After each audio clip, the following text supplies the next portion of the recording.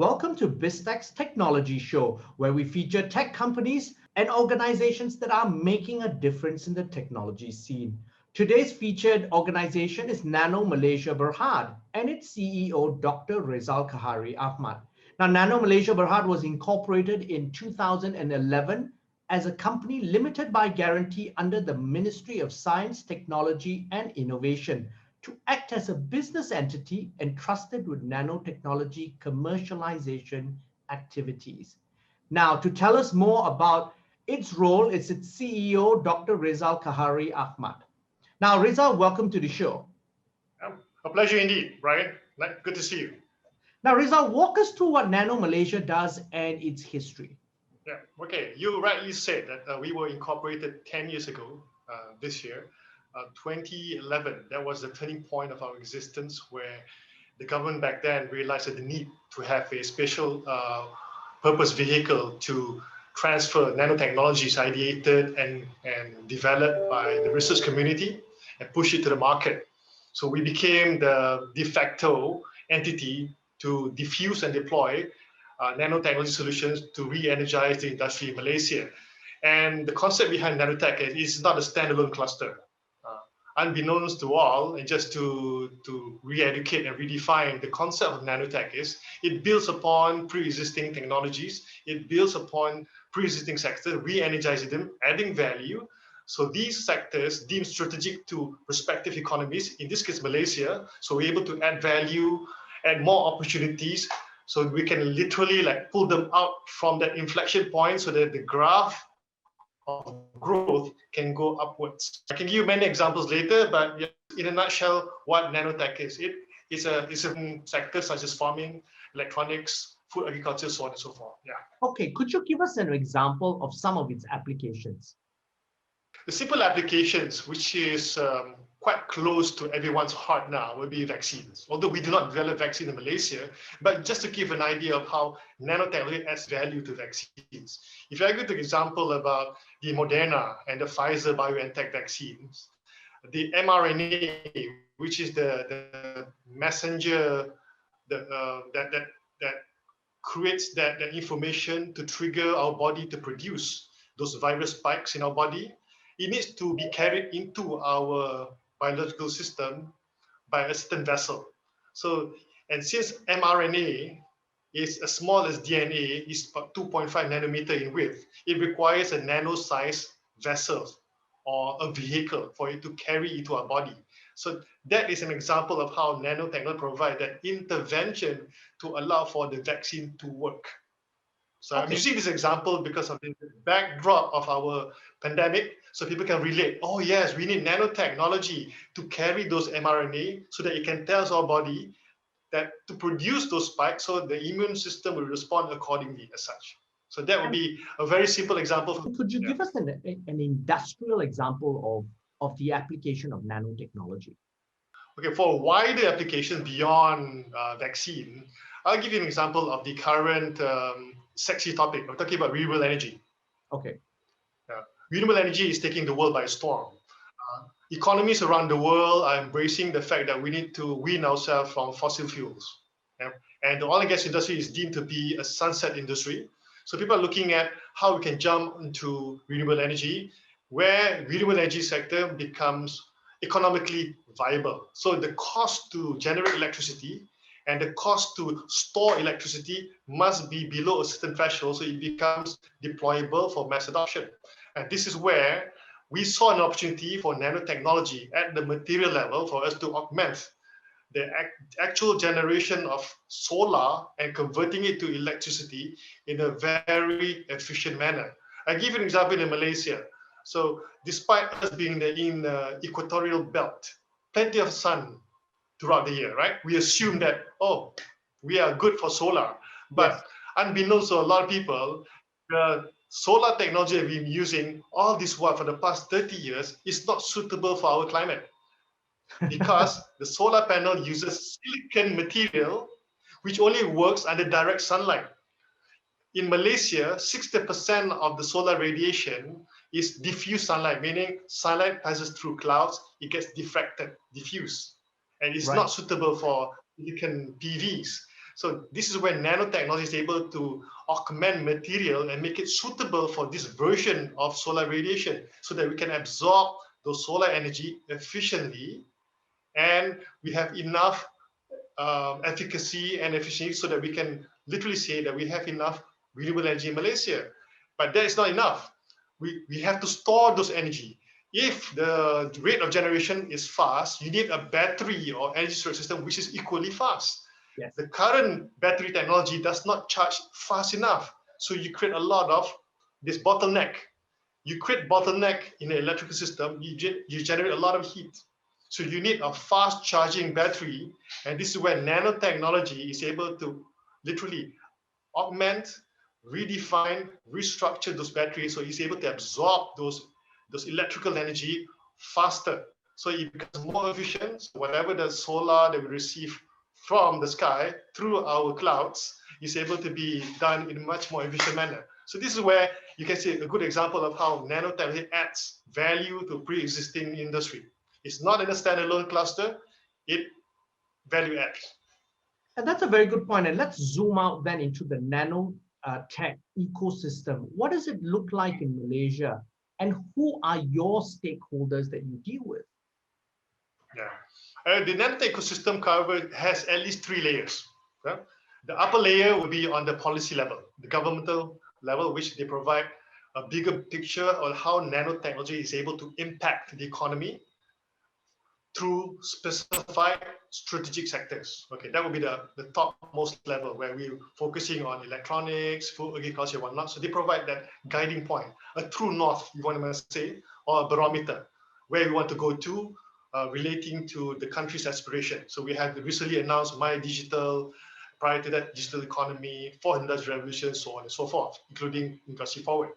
But at the step below, this is where we play. We become the implementer. We understood how we can best interface with the real actors in Malaysia, the whole ecosystem. So the ecosystem can be comprised of, number one, the innovators themselves. You're talking about the universities.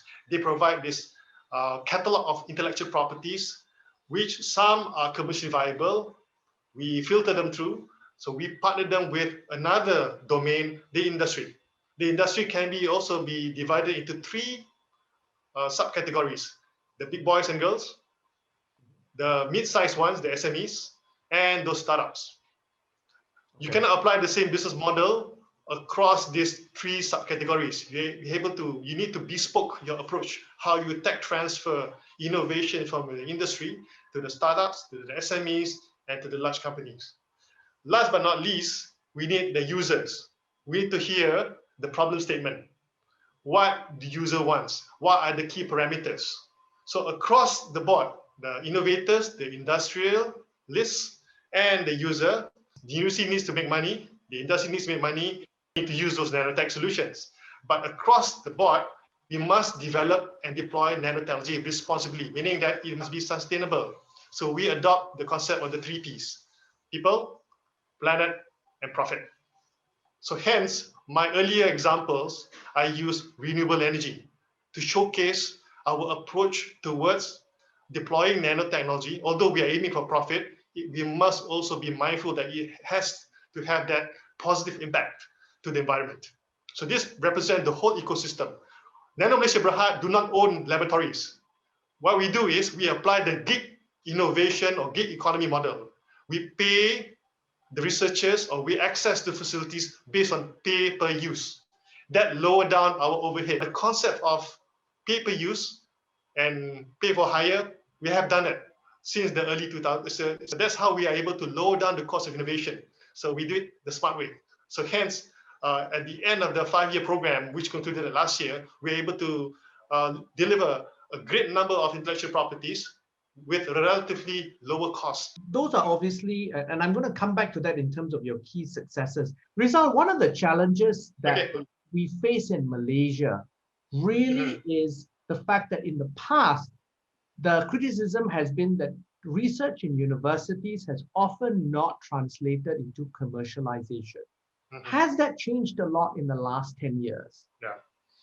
When the government of Malaysia embarked on the 11 Malaysia plan, a lot of discussion were put in place to ensure that there is a bridge connecting the research at the university and the industry. But at the same time, we need to recognize the fact that that domain of knowledge that is being built by the universities is to pursue knowledge, fundamental knowledge, to explore, to push the boundary. We have to respect and recognize that's their role, because they have to teach and they have to ensure that they are able to publish their work for the people to know what they do. So they becomes that point of reference in terms of cutting edge technology. But a portion of that will find its way to the industry using the technology push or innovation push approach, where we literally have to create the track to facilitate that technology transfer from university to the market, build the correct ecosystem, build the correct value chain and supply chain to facilitate and to allow the innovation to land nicely in the marketplace with a better acceptance by the user. And we call it market validation. We collect data, we test it with a number of iteration, we sandbox it, and we get the industry players to participate in that placement of this innovation in the market. This is called pushing disruptive innovation, technology that people haven't heard of. So they need to accept it in a staggered and sequential manner. The other version is, well, we build that bridge to allow for the need statement from the industry or from the user or from the community, and we throw that to the university as a challenge. Please innovate A, B, C, and D, because this is exactly what is required by Startup 1, SME 2, and large corporation B, C. Okay. The need statement here, the bridge, will allow us to look at, to establish focus for the university to innovate and develop correct technologies that what the market wants. And this is where we participate, investing into that project. We created that bridge, we invest in that bridge, and this is where the industry and the university will jointly develop new intellectual properties to be commercialized using the correct business model. And hence, when NanoMalaysia was ideated, we were ideated as a commercial entity, so that we are able to roll our sleeves and talk to the industry in commercial terms and talk to the university in technological terms. So we are built such a way that we have this balance of technological and business acumen to allow for that conversation, communication to be very clear, very concise, and very correct. Now, Rezal, because you were set up really with a commercial orientation, how are you currently funded? What are your source of funding? We have this mixed mode of funding sources. So we facilitate funding sources from the government and both in the private sector as well. And we are built that way as such. So any project that we invested requires commitment from these two primary stakeholders. So we, as a government agency, wearing that hat, so we represent the investment made by the government into this high-tech foray, which is nanotech, cutting edge, so on and so forth. But at the same time, for the private sector to participate, they need to provide a list of commitments. Their existing resources, it can be in the form of cash, in kind, market access, so on and so forth. So we weigh this so-called contribution by these two primary parties to allow for the university to participate as well in this so-called triple helix formation, to allow for balanced, equitable product development, and eventually full commercialization, pushing innovation to the market. Now, you've been around since 2011. Could you kind of highlight in the last 10 years some of the key successes that you have achieved? Yeah, I mean, I guess after completing that one full cycle of the Malaysia plan, which is the 11th version, we thought that last year would be a good year for us to blow our trumpet loudly. But then came the pandemic. We wanted to launch a series of products, IPs, innovation to the market. But yeah, COVID-19 happened. So we had to scale back our expectations. So we had in mind to showcase some of our key technologies. But nonetheless, we did launch one particular innovation which we are proud of, the first ever in this region, which is the wireless charger. Wireless charging is not new in terms of concept, but we are able to produce a version of our technology that allows charging between devices over a long range without contact. You may have been using your iPhone and Samsung or your Oppo or Xiaomi, allows for that contact wireless charging. You place on the pad and it charges. If you remove it over 1 centimeter, it doesn't charge. Ours can charge over 10 feet. Wow. Okay. We're talking about long range charging. So this is something which we are very proud of, innovated by a local university, commercialized by local SMEs, invested by us. So this is a good success story of how a university, a local SME, and the government participation through us is able to push something which is potentially game-changing and disruptive from the Malaysian perspective. Okay, So, and then how is that going to be commercialized? Because if that's such a cutting-edge technology, it will be quickly copied unless it's licensed out to the big boys. yeah, you rightfully said spot on. So we have devised a number of commercialization track. Number one, we shall deploy it as an aftermarket units. For example, you have your existing phone, there is a small pad dongle attached to it, and we will respond to any wireless signal. It can be Wi-Fi or radio frequency. Second would be playing around with the big boys and girls. So we have to be clever to negotiate with those big manufacturers to allow them to adopt into their pre-existing technologies, so it becomes a standard issue. That requires lengthy, comprehensive licensing negotiation. You're right. So these two approaches we have adopted, and now we are actively negotiating with the investors and the off-takers, so on and so forth. But we're not going to stop purely at mobile devices. We have plans to expand it into IoT as well. So your IoT devices, such as the sensors, COBS devices, can literally be charged and powered wirelessly. So gone are the days where you have to replace those batteries. And going a step further, the same technologies can be pivoted for electric vehicle charging. You just park over those charging pads, and your battery will be charged without any physical cable attached to your system. And coincidentally, we discovered that, hey, since it is contactless, long range, hey, it's good for physical distancing. Yes. So it's perfect for this. Is how we manage ourselves in this COVID-19 pandemic circumstances. So I think we are in a good position for us to have that footprint in this innovation playground at the global stage. You know, so and it comes to a point, because this obviously is a technology that has broad applications and something that could be adopted across industries. The key challenge is, of course, execution. It's about, I think that's the challenge. But what have been your key challenges running NanoMalaysia in the last 10 years? Because after all, one of the key things is this: Malaysia is a small country. We're not even in the top 20 in terms of nanotechnology in the world. So how do we compete, or how are you positioning us to compete, and what will be our clear value proposition? Yeah, okay. Responding to your first question with regards to the key challenges, technology innovation we discovered for the past 10 years is relatively easy because we built the team with STEM background: science, technology, engineering, mathematics. So we understood, and we still do understand, what nanotech is. And through the School of Hard Knocks, our journey, we understood how different business model is applicable to different sectors. We understand every sector is vibrant at different frequency. They need bespoke approach. So we have developed this balance competencies technologically and commercially as well. Key challenges is not tech. After 10 years of this, of having all these chips on our shoulder, is people, communication, articulation of what the need statement is must be really, really clear. What you need, we assist. What model you need, tell us. So the communication must be clear, concise, and correct. So that was the key challenges we often encounter.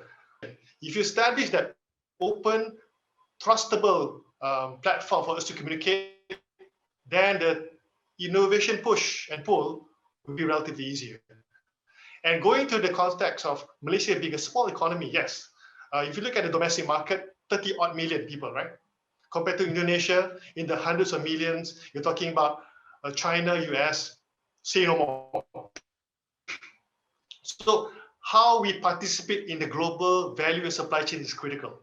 So going back to the point where you correctly mentioned licensing, strategic partnership with the bigger economies is key. So we need to understand what kind of technology we are producing and how we insert ourselves in the value chain. For example, electric vehicles. I give an example, right? Can Malaysia catch up to participate to produce our own car? Maybe yes, maybe no. Indonesia is going at full steam ahead. Yeah. All guns blazing. So how do we participate? So we do have pockets of technology that we can deploy for the EV industry, maybe not the whole car. So we collaborate. I have a battery tech at the materials level. We license it to the big boys in China, Indonesia. They will make the finished product in terms of the whole system, and they push it into an EV. That is where we can participate. And through that strategic partnership in the global supply chain, we are able to tap onto the whole market rather than focus on domestic market, which is very, very small, not viable. To go for that big game, you have to play with the big boys and girls, and we have to be smart in negotiating our way to ensure that the returns that we get through this strategic partnership is very solid and comprehensive. So that is something that we are currently doing through our gameplay in energy storage, the wireless charger, some of those materials that we have developed in the past and present and future. Now, Rezal, NanoMalaysia Berhad recently entered into a MOA with 10,000 startups in India and Foodie Box Group. Can you explain the relationship and what this whole collaboration is all about? Okay, fundamentally, we saw an opportunity. The whole idea is to apply this strategy called growth hacking. So I'm sure you're also familiar with terms of growth hacking, especially for startups, right? Yeah.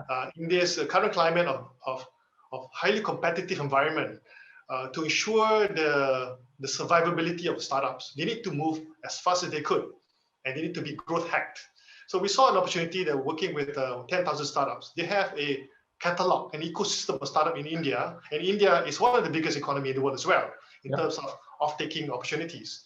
So they are developing a certain target of startups in India. So we saw an opportunity, why don't we partner our startups and SMEs in Malaysia in the form of technology transfer through joint venture. So these startups and SMEs in Malaysia will have some equity in the activities in India addressing the Indian market. So the Indian market with a bigger pool fund, they may go into manufacturing and addressing a certain regional market, which is maybe unique to India. So this approach of having this strategic tie-up to allow for our startup SMEs, so they can growth hack and access the world market through this partnership. So first India as a platform, as a gateway. Then next will be Middle East and all other regions in the world which we have yet to explore. So that is the underlying philosophy behind the tie-up with 10,000 startups, which is also has certain links with Silicon Valley. So we're looking at all the value that this 10,000 startup is able to present, their market channel, market access, and Foodie Box, on the other hand, will provide that intermediary platform for us to look into some of those key focus areas, such as food agriculture, because that's their forte. What we discovered during this pandemic is the exposure of the weak supply chain when it comes to basic necessities. So food is one of them. We saw, remember last year, it was so difficult for us to secure gardenia bread. Yes. We saw one truck passing by gardenia. Hey, let's just hijack that truck and steer it to our homes. Yeah, we had that. So we saw that it's critical for us to ensure to democratize food supply access. So having this tripartite tie-up allow us to address the basic necessities. But in the form, our first foray will be in food sector. That's where the Foodie Box value comes to play. But the bigger picture, the gateway is where we look at the value of 10,000 startups. The 10 startups are in India and their links to Silicon Valley. And of course, we are looking at neighboring regional economic regions such as Middle East, Bangladesh, so on and so forth. So that's the underpinning philosophy behind why we decided to partner on top of growth hacking our Malaysian local startups and SMEs. Now, Rezal, that seems like a really smart strategy because essentially you don't go head to head, you embed yourself into multiple opportunities. If you look at your India strategy, for example, and your battery strategy, that's a recurring theme, obviously. embed yourself Yeah. inside, and then go global using basically partnerships and alliances. But what is this going to have in terms of impact for Malaysia, in terms of revenue and jobs? Yeah. Okay. That is often being seen as, why are you helping another economy? Right. That would be the ostensible quick review of that. Yes, the quick answer to this, through this partnership tie-up, we have one macroeconomic indicator, such as the gross national income. Yep. During this tie-up and partnership, local startups have equity stakeholding in their partners' business entity. So revenue generated by them will be repatriated back to the home business entities in Malaysia. So that will be a clear cut. So revenue impact to Malaysia is a given, which in turn will allow for the local base in Malaysia to grow, to create high value jobs. Because we have to look at ourselves. Going back to the early point, 30 million, maybe what, 10 to 15% in the STEM industry, we have that high competency or high value aspiration. So we're looking at expanding that base. We need to hire more high value engineers, scientists to be part of this value chain. So those startup and SME based in Malaysia will focus on developing those IP, intellectual properties, those prototypes, those pilot production. When it comes to mass production, we have two options. One, with enough funding in Malaysia, we can also be a manufacturing hub. But now we expand the use cases beyond Malaysia, different environment, different economic factors, different use cases, different settings. Those data, when you start to socialize with what Malaysia have, will provide a very powerful tool for us to create new opportunities for the local innovators in Malaysia to participate. So yes, job creation, I'm focusing on high value. Those scientists, innovators, researchers, to focus on creating the right intellectual properties to be commercialized, not just locally, regionally as well, and eventually at the global stage. So yeah, revenue, simple, through gross national income. When translated into GDP, when we have manufacturing sites in Malaysia, and of course, eventually job creation as well. Now, Rezal, final question. What's in the pipeline? So this sounds really exciting. It sounds very logical and smart in terms of using what you have and leveraging on your strengths. But what's in the pipeline in terms of collaborations and strategy for NanoMalaysia moving forward? Yeah. As said earlier, we believe that we have two primary focuses moving forward. So we have decided to embrace what has been launched recently by MyDigital. So we are putting our bets heavily in digital technologies. Namely, our program called Revolution under the 12 Malaysia Plan focuses on enhancement of the cyber physical systems. So this value chain, the interconnectivity between the sensors, the comms devices, and the processing center at a high performance level. And this is our gameplay towards supporting the government's aspiration in the newly launched MyDigital initiative. So that will be our gameplay that will cut across many, many sectors in Malaysia. So another aspect to that is our investment in energy.